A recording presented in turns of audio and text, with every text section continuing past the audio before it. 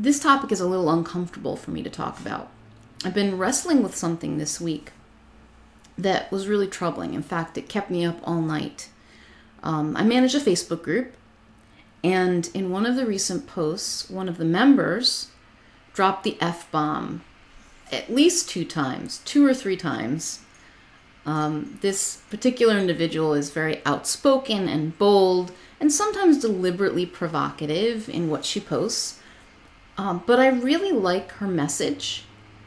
She's always talking about being authentic, about really being yourself, no matter what people think, and putting it out there. And in her business, this has been incredibly powerful for her. So this is a message that in my Facebook group, I think people really need to hear. Well, unfortunately, one of our other clients was offended by the F-bomb being dropped.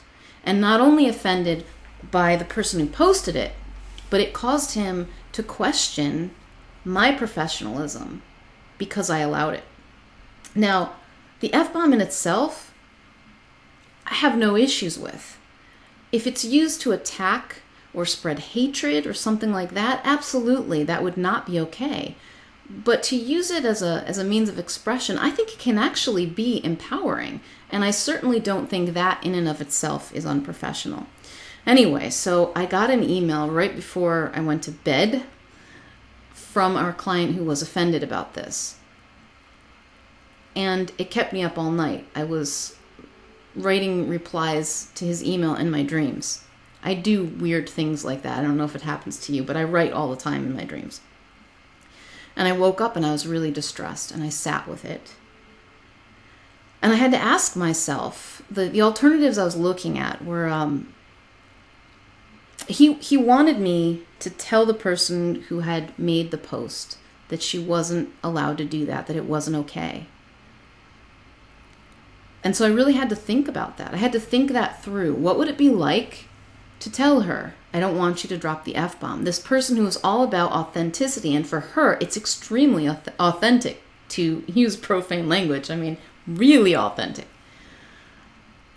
Or to tell this person who I value as a client that I made the decision that it's okay. It's okay that she used the F-bomb. And I'm not going to change policy here. So I thought through both of those choices, and I realized something that's kind of important. I think it's okay that we're offended. This is the bigger issue here, right? There's a whole movement towards having safe spaces for our children in college and trigger warnings so that they don't accidentally come across something that's going to offend them, whether they happen to be a victim of violence or rape or incest or any number of crimes and uncomfortable experiences. And I'm not saying we should be insensitive to people, but if we're offended by something, I think it's actually a positive thing because it gives us the opportunity to reflect on what our belief is. What's the thought that is causing me to be offended? And is that working for me?